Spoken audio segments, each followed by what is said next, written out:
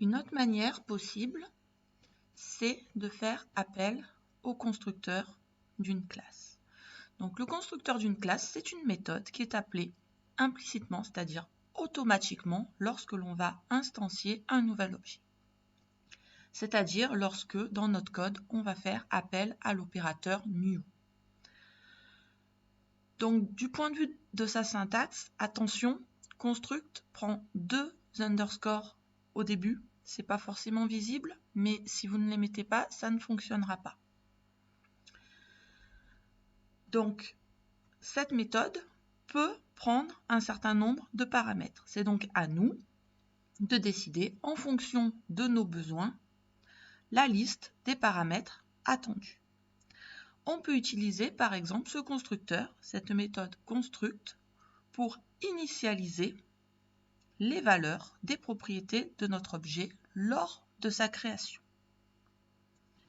Alors comment ça marche? Lorsque je vais créer mon objet, je vais lui passer des valeurs. Donc dans le cas présent, une chaîne de caractères pour mon nom. On verra par la suite comment obliger un certain type.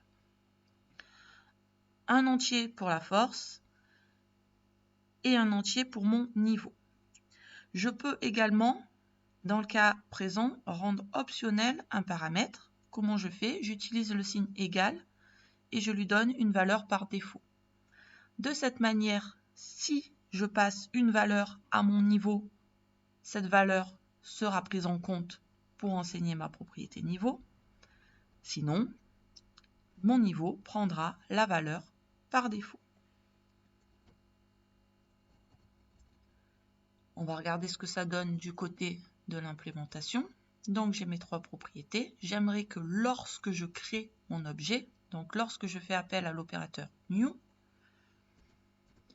j'initialise également mes variables, enfin mes propriétés.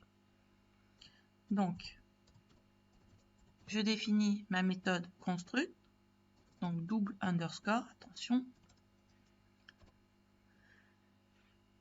et je lui passe des paramètres attendus.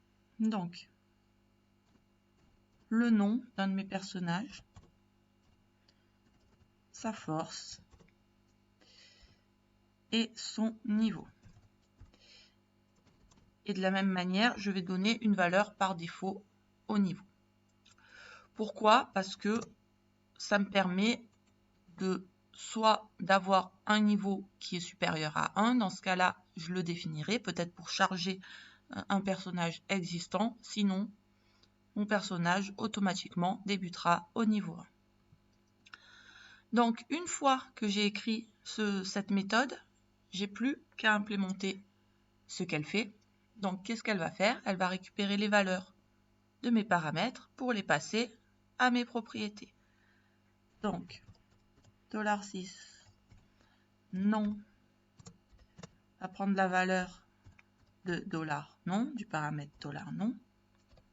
La propriété $6 force prendra la valeur du paramètre $force. Et idem pour notre niveau, qui prendra la valeur du paramètre qui contient notre niveau. Donc, ce constructeur, lors de la création de notre objet, attend désormais au moins 2 paramètres. Si vous regardez, du coup, les instructions d'instanciation de nos personnages, Visual Studio a détecté qu'il y avait un problème. Pourquoi? Parce que il regarde la signature de notre constructeur et il voit que notre constructeur attend des paramètres, donc au moins 2. Donc, pour rectifier cette erreur, je vais devoir passer des arguments à mon constructeur. Donc, allons-y. Notre premier personnage sera donc Rose, à 12 points de force, et je ne vais pas lui renseigner de niveau. Notre second personnage s'appelle Golbu, il a 15 de force, Et lui, par contre, il va être au niveau 2. Le troisième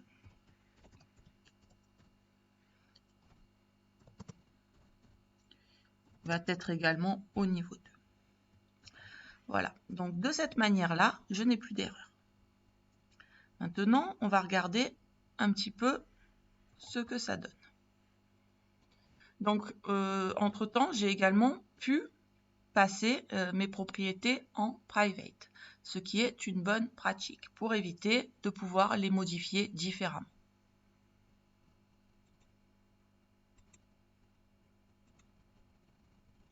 Et donc, j'ai bien Rose a une force de 12 et est au niveau 1. Donc cette fois, le niveau, il n'est pas nul. Automatiquement, étant donné que j'ai une valeur par défaut, il a été renseigné avec la valeur par défaut, même si je ne lui ai pas passé de valeur. Par contre, mon personnage numéro 2, si je regarde, lui est donc au niveau 2. Pourquoi? Parce que c'est le niveau que j'ai passé à mon constructeur qui a donc été pris en compte.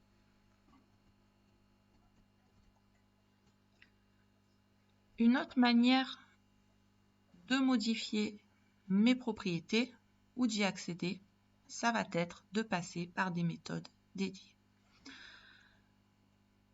Alors, qu'est-ce que ça veut dire? Ça veut dire que mes propriétés, nom, force, level, je ne vais pas pouvoir ni y accéder. Donc, si j'ai besoin d'avoir accès à la valeur d'une propriété à l'extérieur de ma classe, je ne pourrai pas l'atteindre. Et si j'ai besoin de modifier, par exemple, si un de mes personnages gagne un niveau, j'aimerais pouvoir modifier la valeur de la propriété level. Donc pour le moment, ce n'est pas possible. Donc généralement, on va prévoir des méthodes qui vont avoir un rôle, donc une responsabilité précise, qui vont être celles soit d'accéder à la valeur d'une propriété. On parlera donc d'accesseur. Et on va avoir également des méthodes qui vont nous permettre de modifier cette valeur. On parlera donc de mutateur. Donc, généralement, on va utiliser des termes anglais. On va parler de getter pour accéder à une valeur et de setter pour la modifier. Alors, comment on va implémenter nos getters et nos setters? Prenons l'exemple du nom. J'aimerais, à l'extérieur de ma classe, récupérer la valeur du nom de mes personnages. Donc pour ça, si j'accède directement à perso 1, donc flèche nom, je vais avoir une erreur. Donc je vais être obligé de passer par une méthode.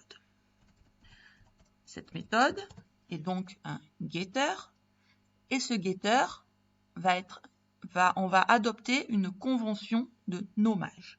Donc un getter qui va nous servir à accéder à la valeur d'une propriété commencera toujours par get. Et il sera suivi en camel case du nom de la propriété.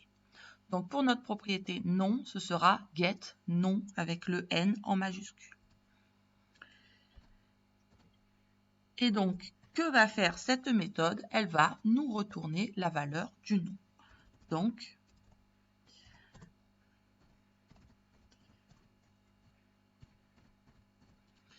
voilà.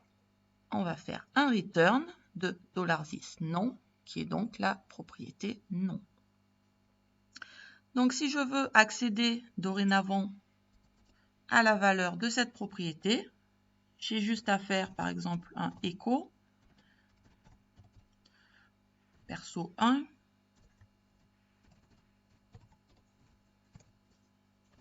get nom, par exemple. Ça, je vais commenter. Hop. Et je vais aller voir ce que ça donne.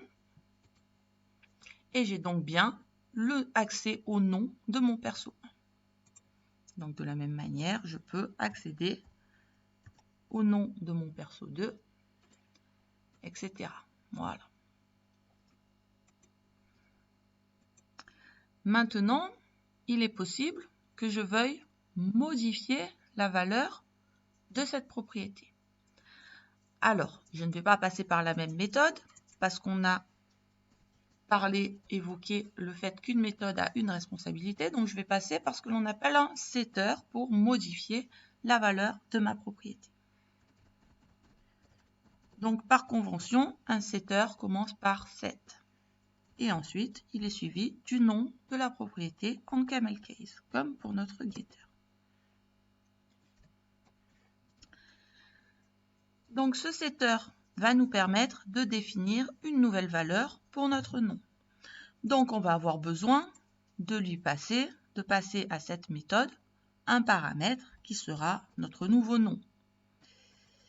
Et donc, que va faire cette méthode? Elle va renseigner la valeur de la propriété nom comme étant la valeur du paramètre nom. Donc, si je décide de modifier le nom de mon perso 2, par exemple, hop,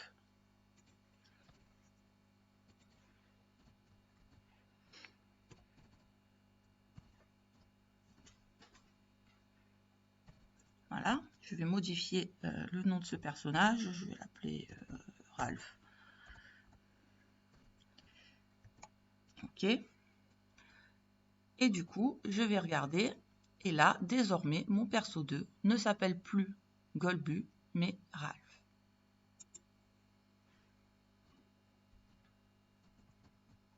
Alors l'idée, évidemment, c'est d'avoir, pour chaque propriété de notre classe, un accesseur, c'est-à-dire un getter, et un mutateur, c'est-à-dire un setter. Donc, nous aurons la même chose pour la force et pour le niveau.